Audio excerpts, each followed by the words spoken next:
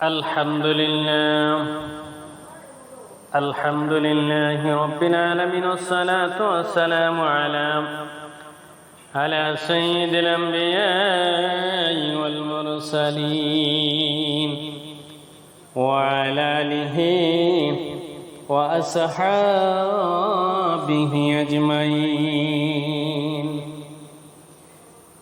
বন্ধুরা আমার, ভাইরা আমার, কুরবানি ইসলামের গুরুত্বপূর্ণ বিধান ও বিশেষ ইবাদত। হযরত আদম আলাইহিস সালাতু ওয়াস সালামের যুগ থেকে তা চলে আসছে। তবে সব নবীর শরীয়তের পদ্ধতি একরকম ছিল না। ইসলামের শরীয়তের যে পদ্ধতি নির্দেশিত হয়েছে তার মূল সূত্র হলো হযরত ইব্রাহিম আলাইহিস সালাতু ওয়াস সালামের জামানা থেকে যে ধারা সূচিত হয়েছে। এজন্য কুরবানিকে সুন্নাতে ইব্রাহিম বলা হয়। হযরত ইব্রাহিম আলাইহিস সালাতু ওয়াস সালামের কুরবানির কথা খোদ কোরআন মাজিদ আল্লাহ রাব্বুল আলামিন উল্লেখ করেছেন এবং এর সঙ্গে জুড়ে আছে এক অবিস্মরণীয় ঘটনা। বহুদিন ধরে ইব্রাহিম আলাইহিস সালাতু ওয়াস সালামের কোনো সন্তান হচ্ছে না। ধীরে ধীরে তার এবং তার স্ত্রীর সন্তান জন্মের স্বাভাবিক বয়স পার হয়ে যাচ্ছিল। জীবন সন্ধ্যায় দাঁড়িয়ে তিনি আল্লাহ তাআলার কাছে নেক সন্তান প্রার্থনা করেন। হযরত ইব্রাহিম আলাইহিস সালাতু ওয়াস সালাম বলেন, রব্বি হাবলি মিনাস সালিহিন, ও আমার প্রভু, আমার রব, আমাকে নেক সন্তান দান করুন। যতদিন যাচ্ছিল ইব্রাহিম আলাইহিস সালামের হৃদয়ে সন্তানের আকাঙ্ক্ষা ততই তীব্র হচ্ছিল এবং আল্লাহ তাআলার কাছে ততই দোয়া কাতর করেছিলেন। অবশেষে সহনশীল পুত্র সন্তান আল্লাহ দান করেন। এই সন্তানের নাম রাখেন ইসমাঈল। একজন 80 পর বৃদ্ধ লোক সন্তানের মুখ দেখলে কত আনন্দিত হবে সজীব অনুমেয়।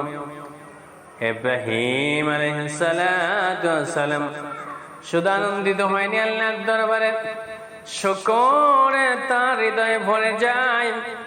তিনি শুকর আদায় করে বলেন, আলহামদুলিল্লাহিল্লাযী ওয়াহাবা লি আলাল কিবারি ইসমাঈল ওয়া ইসহাক ইন্না রাব্বি লাসামিউদ দুআ। সমস্ত প্রশংসা আল্লাহর জন্য, যিনি আমাকে বৃদ্ধ বয়সে ইসমাঈল ও ইসহাককে দান করেছেন। নিশ্চয় আমার রব দোয়া শ্রবণকারী। ইব্রাহিম আলাইহিস সালাম শামে বসবাস করতেন। এক সময় আল্লাহর পক্ষ থেকে নির্দেশ এলো, পুত্র ইসমাঈল আলাইহিস সালাম তার মা হাজরাকে যেন মক্কায় রেখে যান। মক্কায় তখন জনবসতি ও জীবনোপকরণ কিছুই ছিল না। তারপর আল্লাহর নির্দেশ মতো তিনি তাদেরকে সুদূর মক্কায় রেখে যান। ইসমাঈল আলাইহিস সালাম ধীরে ধীরে বেড়ে উঠতে শুরু করেন। তিনি যত বড় হচ্ছিলেন তার প্রতি পিতার ভালোবাসা তত বৃদ্ধি পাচ্ছিল। যখন তিনি ছোটাছুটি করার বয়সে উপনীত হন, তখন ইব্রাহিম আলাইহিস সালাম এক কঠিন পরীক্ষার সম্মুখীন হন। তিনি স্বপ্নে দেখেন একমাত্র কলিজার টুকরাকে জমহ করেছেন। এটা যদিও স্বপ্ন ছিল, কিন্তু নবীগণের স্বপ্ন ওহির মতো হয়ে থাকে। তাই এই স্বপ্নের অর্থ এই ছিল যে আল্লাহর পক্ষ থেকে ইব্রাহিম আলাইহিস সালামকে একমাত্র সন্তান ইসমাঈল আলাইহিস সালামকে জবহ করার আদেশ করা হয়েছে। ইসমাঈল আলাইহিস সালাম যদিও ইব্রাহিম আলাইহিস সালামের দীর্ঘদিনের স্বপ্ন দোয়ার ফল, কিন্তু তার কাছে আল্লাহর আদেশ ছিল সবার উপরে। তিনি খুশি মনে আদেশ পালন করতে রাজি হয়ে গেলেন, কেননা সন্তান আল্লাহই দান করেছেন। এখন তিনি তাকে জবাই করার আদেশ করেছেন। তার দেওয়া সম্পদ তার জন্য কোরবান করতে দিতে কিসের? বান্দার জন্য এটা বরং সৌভাগ্যের বিষয়। ইব্রাহিম আলাইহিস সালাতু ওয়াস সালাম অতীতে আল্লাহর পক্ষ থেকে অনেক বড় বড় পরীক্ষার সম্মুখীন হয়েছেন এবং সবগুলো পরীক্ষায় চূড়ান্ত সাফল্য স্বাক্ষর রেখেছেন। এই আদেশ পালনেও নিজের দিক থেকে তিনি সঙ্গে সঙ্গে রাজি হয়ে গিয়েছিলেন। কিন্তু এটা যেহেতু দুইজনের সাথে সংশ্লিষ্ট বিষয় ছিল, তাই অপরজনের অভিমত জানা বা অন্তত অবহিত করা উচিত। এতে তিনি মানসিকভাবে প্রস্তুতি নিতে পারবেন, অথবা তার কোনো দ্বিধা থাকলে বুঝানো সমঝানো যাবে। ইব্রাহিম আলাইহিস সালাম স্বপ্নের কথা সন্তানকে জানিয়ে তার অভিমত জানতে চাইলেন। ইয়া বুনাইয়া ইন্নী আরা ফিল মানাম ইন্নী আযবাহুকা ফানজুর মাযা তারা। ও আমার ছেলে, আমি স্বপ্নে দেখেছি তোমাকে জবাহ করেছি, তাই তুমি চিন্তা করে দেখো তোমার অভিমত কি। কিন্তু তিনি তো ছিলেন খলিলুল্লাহর পুত্র এবং ভাবী নবী। তিনি সঙ্গে সঙ্গে উত্তর দিলেন, ইয়া আবাতি আফআল মা তুমারু সাতজুদুনি ইনশাআল্লাহু মিনাস সাবিরিন। হে আমার পিতা, আপনাকে যে আদেশ করা হয়েছে তা করে ফেলুন। আমাকে আল্লাহ চান তো অবশ্যই ধৈর্যশীলদের মধ্যে পাবেন। অর্থাৎ হে আমার পিতা, আপনাকে আল্লাহ রাব্বুল আলামিন যে আদেশ করেছেন তা আপনি পালন করুন। আমি ধৈর্যশীলদের অন্তর্ভুক্ত আছি। এটা ইসমাঈল আলাইহিস সালামের গভীর জ্ঞান ও বিনয়ের পরিচয়। ইব্রাহিম আলাইহিস সালাম তার কাছে কথা বলেন যে আল্লাহ তোমাকে জবাই করার আদেশ করেছেন। তিনি একটি স্বপ্নের কথা বলেছেন মাত্র, কিন্তু ইসমাঈল আলাইহিস সালাম বুঝে ফেলেছেন স্বপ্ন মূলত আল্লাহর একটি আদেশ। দ্বিতীয় তিনি ইনশাআল্লাহ বলে বিষয়টি আল্লাহর কাছে সমর্পণ করেছেন এবং আমাকে ধৈর্যশীলদের মধ্যে পাবেন বলে ইঙ্গিত দিয়ে করেছেন যে এই ধৈর্য এক আমার কৃতিত্ব নয়, বরং দুনিয়া তার বহু ধৈর্যশীল আছেন। ইনশাআল্লাহ আপনি আমাকে তাদের মধ্যে পাবেন। এবং তিনি অহংকার ও আত্মমুগ্ধতার নাম গন্ধটুকু পর্যন্ত খতম করে চূড়ান্ত বিনয়ের প্রকাশ করেছেন। যখন পিতা পুত্র আল্লাহর আদেশ পালনের জন্য রাজি হয়ে যায়, তখন এলো আসল পর্ব। ইব্রাহিম আলাইহিস সালাম পুত্রকে জবাই করার জন্য কাত হয়ে শোয়ালেন। জবের ক্ষেত্রে যদিও সাধারণ নিয়ম হলো চিৎ করে শোয়ানো, কিন্তু ইব্রাহিম আলাইহিস সালাম ইসমাঈল আলাইহিস সালামকে কাত করে শোয়ানোর উদ্দেশ্য সম্ভবত এই ছিল যে আল্লাহ তাআলার আদেশ পালন প্রসঙ্গে তারা দুজনই নিজেদের পক্ষ থেকে এটাই ধরে নিয়েছিল যে পিতা পুত্রকে কার্যত জবাহ করবেন। তাই ইব্রাহিম আলাইহিস সালাম পুত্রকে কাত করে শোয়ালেন, যাতে ছুরি চালানোর সময় চেহারা নজরে না পড়ে। পাছে পুত্র বাৎসল্য উঠল, মন টলে যায়। এ থেকে অনুমেয় যে এই আদেশ পালনের জন্য তারা কতটুকু আন্তরিক ছিলেন। আল্লাহ তাআলার আদেশ পালনের জন্য তারা যেহেতু তাদের এখতিয়ারাধীন সবকিছু করে ফেলেছিলেন, তাই তাদের পরীক্ষা হয়ে গিয়েছিল। অন্তর আল্লাহ তাআলা তার কুদরতের এক কারিশমা দেখালেন। তিনি নিজে কুদরতে সেখানে একটি দুম্বা পাঠিয়ে দিলেন। ইব্রাহিম আলাইহিস সালাম আল্লাহর নির্দেশ পুত্র ইসমাঈলের সেটি জমা করলেন। ইসমাঈল আলাইহিস সালাম জীবিত নিরাপদ থাকলেন। কোরআনের ভাষায় আল্লাহ রাব্বুল আলামিন বলেন, فَلَمَّا اسْتَمَعَ وَآتَى اللَّهُ لِإِجَابِهِنَ وَنَادَيْنَاهُ أَن يَا إِبْرَاهِيمُ قَدْ صَدَقْتَ الرُّؤْيَا إِنَّا كَذَلِكَ نَجْزِي الْمُحْسِنِينَ إِنَّ هَذَا لَهُوَ الْبَلَاءُ الْمُبِينُ وَفَدَيْنَاهُ بِذِبْحٍ عَظِيمٍ। আল্লাহ রাব্বুল আলামিন বলেন, যখন তারা উভয়ে আদেশ মান্য করল এবং পিতা পুত্রকে উপর করে শুয়ে দিল, আর আমি তাকে ডাক দিয়ে বললাম, হে ইব্রাহিম, তুমি স্বপ্নকে সত্য পরিণত করে দেখিয়েছ। আমি এভাবে সৎকর্মশীলদের প্রতিদান দিয়ে থাকি। নিশ্চয় এটা স্পষ্ট পরীক্ষা এবং আমি এক মহান কোরবানি পশুর বিনিময়ে থেকে অর্থাৎ ইসমাইলকে মুক্ত করলাম।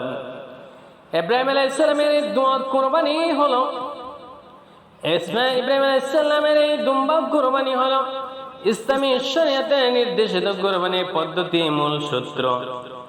মুসলমানদের কর্তব্য হলো নির্ধারিত দিনে নির্দিষ্ট পশু কোরবানি করা। এটা কোরআন হাদিস দ্বারা প্রমাণিত। আল্লাহ তাআলা ইরশাদ করেন, ফাসল্লি লিরাব্বিকা ওয়ানহার, সুতরাং আপনার প্রতিপালকের জন্য সালাত আদায় করুন এবং কোরবানি করুন। এই আয়াতে নবী সাল্লাল্লাহু আলাইহি সাল্লামকে এবং তার মাধ্যমে গোটা উম্মতকে নামাজ ও কুরবানির আদেশ দেওয়া হয়েছে। আল্লামা আব্দুল্লাহ ইবনে আমর রাদিয়াল্লাহু তাআলার সূত্রে বর্ণিত এক হাদিস এসেছে, এক ব্যক্তি নবী সাল্লাল্লাহু আলাইহি সাল্লামের কাছে দিন সম্পর্কে জানতে চাইলেন। ফিরে যাওয়ার সময় নবীজি তাকে ডেকে বললেন, আমিরতু ইয়াউমাল আদহা জাআলতুল্লাহু ঈদিল হাজিলা উম্মা, আমাকে ইয়াউমুল আজহার আদেশ করা হয়েছে। এ দিবস আল্লাহ উম্মতের জন্য ঈদ বানিয়েছেন। হাদিস কানা মুসনাদ আহমদ শরীফে বর্ণিত হয়েছে। এই হাদিস থেকে জানা গেল আল্লাহর পক্ষ থেকে নবী সাল্লাল্লাহু আলাইহি সাল্লামকে কুরবানির দিন কুরবানি করার জন্য বিশেষভাবে আদেশ করা হয়েছে। মিনকাব ইবনে সুমাইয়া রাহমাতুল্লাহ সুলাইম রাদিয়াল্লাহু তাআলা আনহু বলেন, আমরা নবী সাল্লাল্লাহু আলাইহি সাল্লামের সাথে আরাফা অবস্থান করেছিলাম। তখন তাকে বলতে শুনেছি, হে লোক সকল, প্রত্যেক ঘরওয়ালার উপর প্রতি বছর কুরবানি আবশ্যক।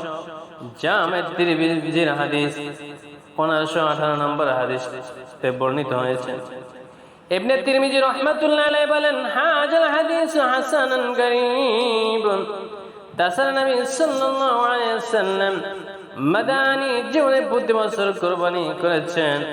আব্দুল্লাহ ইবনে ওমর রাদিয়াল্লাহু বলেন, আকিম রাসূলুল্লাহ সাল্লাল্লাহু আলাইহি ওয়াসাল্লাম বিল মদিনাতি 10 সিনিনা ইদহা কুল্লু সানাত। রাসূল পাক সাল্লাল্লাহু আলাইহি ওয়াসাল্লাম মদিনায় 10 বছর ছিলেন, প্রতি বছর কুরবানি করেছেন। জামে তিরমিজি 1507 নং হাদিসে বর্ণিত হয়েছে। ইমাম তিরমিজি রাহমাতুল্লাহ বলেন, হাজা হাদিস হাসান। উল্লেখিত আয়াত ও হাদিস থেকে বোঝা গেল কুরবানি অত্যন্ত গুরুত্বপূর্ণ বিধান। সামর্থ্যবানদের জন্য কুরবানি করা আবশ্যক। কুরবানির মধ্যে অনেক শিক্ষণীয় বিষয় রয়েছে। এখানে কয়েকটি বিষয় আমরা সংক্ষেপে তুলে ধরলাম। কুরবানি গুরুত্বপূর্ণ একটি শিক্ষা হলো আল্লাহর প্রতি তাওহীদের বিশ্বাসকে দৃঢ়, পরিপূর্ণ ও নিখুঁত করা। কুরবানি আমাদের শিক্ষা দেয় যে ইবাদতের উপর একমাত্র আল্লাহ ছাড়া আর কেউ নেই। আল্লাহ ছাড়া আর কেউ আর কোন কিছু ইবাদতের উপযুক্ত নয়। সুতরাং ইবাদত একমাত্র আল্লাহর করব। আল্লাহ ছাড়া আর কোনো কিছুর ইবাদত করব না। কোথাও উপাসনাধর্মী কোনো কাজ গায়রুল্লাহর জন্য হলে আমি তাতে শরীক হব না। আল্লাহ তাআলা নবী সাল্লাল্লাহু আলাইহি সাল্লামকে বলেন, হে রাসূল, আপনি বলে দিন আমার প্রতিপালক আমাকে সরল পথ প্রদর্শন করেছেন, যা বিশুদ্ধ দ্বীন ইব্রাহিমের মিল্লাত, যিনি ছিলেন একনিষ্ঠ এবং মুশরিকদের অন্তর্ভুক্ত ছিলেন না। আপনি বলেন আমার নামাজ, আমার কুরবানি, আমার জীবন ও আমার মৃত্যু জগৎ সময়ের প্রতিপালক আল্লাহর জন্য, তার কোনো শরীক নেই। এরই আদেশ করা হয়েছে আমাকে এবং আমি পুত্র মনোগত্যকারী। আয়াতগুলোতে নবী সাল্লাল্লাহু আলাইহি ওয়াসাল্লাম নিখুঁত পরিপূর্ণভাবে তাওহীদের ঘোষণা প্রদান করার আদেশ দেওয়া হয়েছে। নবী সাল্লাল্লাহু আলাইহি ওয়াসাল্লামের কুরবানির পশু জবাই করার সময় তাওহীদের এই ঘোষণা উচ্চারণ করতেন। জাবের রাদিয়াল্লাহু তাআলা আনহু থেকে বর্ণিত, একবার নবী সাল্লাল্লাহু আলাইহি ওয়াসাল্লাম ঈদের দিন 2টি দুম্বা জবাই করেছেন। তিনি যখন এগুলো কিবলামুখী করে শোয়ালেন, তখন বলেন, আমি আমার মুখ তার অভিমুখী করলাম। ইন্নী ওয়াজ্জাহতু ওয়াজহিয়া লিল্লাযী ফাতারাস সামাওয়াতি ওয়াল আরদ আলা মিল্লাতি ইব্রাহিম হানিফা ওয়া মা আনা মিনাল মুশরিকিন ইন্নাস সালাতি ওয়া নুসুকি ওয়া মাহইয়া ওয়া মামাতি লিল্লাহি রাব্বিল আলামিন লা শারীকা লাকা ওয়া বিযালিকা উমিরতু ওয়া আনা আউয়ালু মুসলিম। অর্থাৎ আমি আমার মুখ তার অভিমুখী করলাম, যিনি আসমান ও জমিন সৃষ্টি করেছেন, ইব্রাহিমের মিল্লাতের উপর যিনি একনিষ্ঠ ছিলেন এবং আমি মুশরিকদের অন্তর্ভুক্ত নই। আমার নামাজ, আমার কুরবানি, আমার জীবন, আমার মৃত্যু জগৎ সমূহের প্রতিপালন আল্লাহর জন্য, তার কোনো শরীক নেই, এরই আদেশ করা হয়েছে আমাকে এবং আমি প্রথম মুসলমান আত্মসমর্পণকারী। 2 নম্বর হলো কুরবানি। আরেকটি বড় শিক্ষা হলো আল্লাহর সামনে আত্মসমর্পণ করা, তার আদেশকে সিনদারিজ মনে করা, তার হুকুম আহকাম পালনের সর্বোচ্চ চেষ্টা করা। কুরবানির ইতিহাসে আমরা দেখেছি ইব্রাহিম আলাইহিস সালামের নির্দেশে বৃদ্ধ বয়সে প্রাপ্ত একমাত্র সন্তান ইসমাঈল আলাইহিস সালামকে জবাই করার জন্য খুশি মনে রাজি হয়েছিলেন। 3 নম্বর হলো কুরবানির আরেকটি বড় শিক্ষা হলো যে কোন এক কাজ একমাত্র আল্লাহর সন্তুষ্টির জন্য অর্জন করতে হয়। কুরবানির শিক্ষা উল্লেখিত আয়াত ও হাদিস থেকে আমরা পাই, অন্যত্র তারও পরিষ্কার ভাবে এসেছে। আল্লাহ তাআলা ইরশাদ করেন, লা ইয়ানাল্লাহু লুহুমুহা ওয়ালা দিমাউহা ওয়ালাকিন ইয়ানালুত তাকওয়া মিনকুম। আল্লাহর কাছে সেগুলোর গোশত পৌঁছাবে না এবং রক্ত পৌঁছাবে না, বরং তার কাছে পৌঁছাবে তোমাদের তাকওয়া। তবে হ্যাঁ, কুরবানির পশু কিছুই তো আল্লাহর কাছে পৌঁছে না। গোশত আমরা খেয়ে নেই, রক্ত ময়লা ফেলে দেয়, তার আল্লাহর কাছে কি পৌঁছেন? তার কাছে পৌঁছে অন্তরের নিয়ত। যদি একমাত্র আল্লাহর সন্তুষ্টি অর্জনের জন্য কুরবানি করা হয়, এটাই তার কাছে পৌঁছাবে এবং তার কাছে প্রতিদান পাওয়া যাবে। আর যদি নাম দাম লৌকিকতা ইত্যাদি উদ্দেশ্য করা হয়, তাহলে তার কাছে কোনো প্রতিদান পাওয়া যাবে না। মানব ইতিহাসের প্রথম কুরবানির ঘটনায় এই বিষয়টি উল্লেখিত হয়েছে। যখন আদম আলাইহিস সালামের 2 পুত্র কুরবানি পেশ করলেন, তখন একজন কুরবানি কবুল হলো, অপরজনের কুরবানি কবুল হয়নি। এই অবস্থায় তার অর্থাৎ যার কুরবানি কবুল হয়নি উচিত ছিল সত্য মেনে নেওয়া, কিন্তু সে উল্টো ঈর্ষাকাতর হলো এবং এক পর্যায়ে অপর ভাইকে হত্যা করার জন্য উদ্যত হলো। তখন ওই ভাই যার কুরবানি কবুল হয়েছে তিনি বললেন, ইন্নামা ইয়াতাকাব্বালুল্লাহু মিনাল মুত্তাকিন। আল্লাহ তো মুত্তাকিদের থেকে কবুল করেন। হাদিসে বিষয়টি গুরুত্ব আরোপ করা হয়েছে।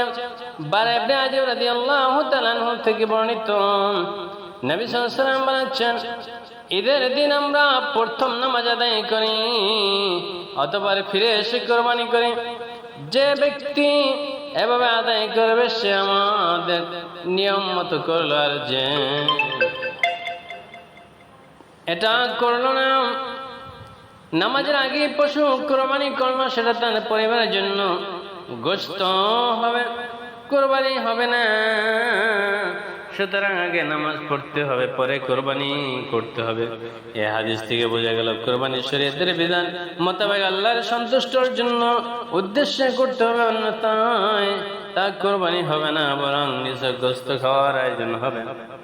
4 নাম্বার হলো কুরবানি আরেকটি শিক্ষা হলো কোন কাজে, এমনকি যদি অনেক বড় কোন নেক কাজের তৌফিক হয়ে যায়, তবু অহংকার না করা, আত্মমুগ্ধতার শিকার না হওয়া, বরং বিনয় হয় এবং অন্তরে এই অনুভূতি থাকা চাই যে এটা একমাত্র আল্লাহ তাআলা পক্ষ থেকে হয়েছে, অন্যথায় আমার পক্ষে যাওয়া সম্ভব ছিল না।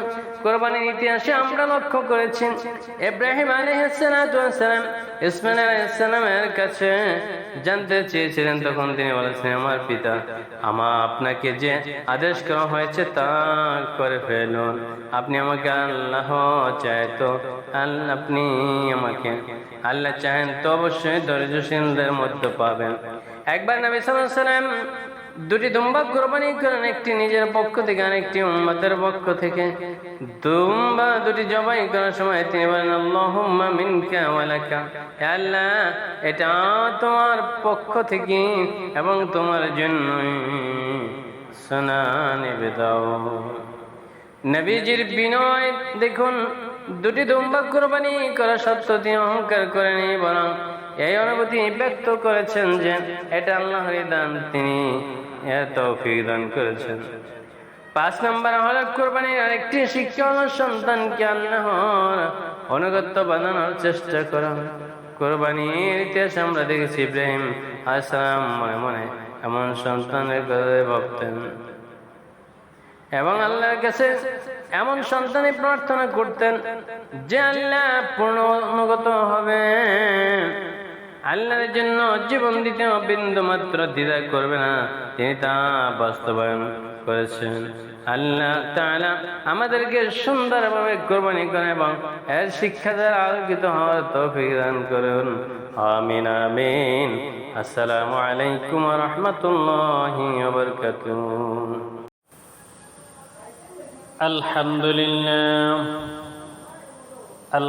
لله رب العالمين، والصلاة والسلام على سيد الأنبياء والمرسلين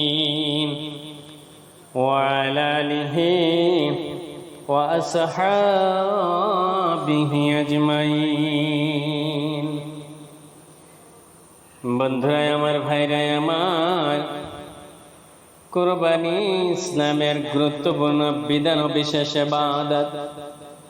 হযরত আদম আলাইহিস সালাতু ওয়াস সালামের যুগ থেকে তা চলে আসছে, তবে সব নবীর শরীয়তের পদ্ধতি একরকম ছিল না।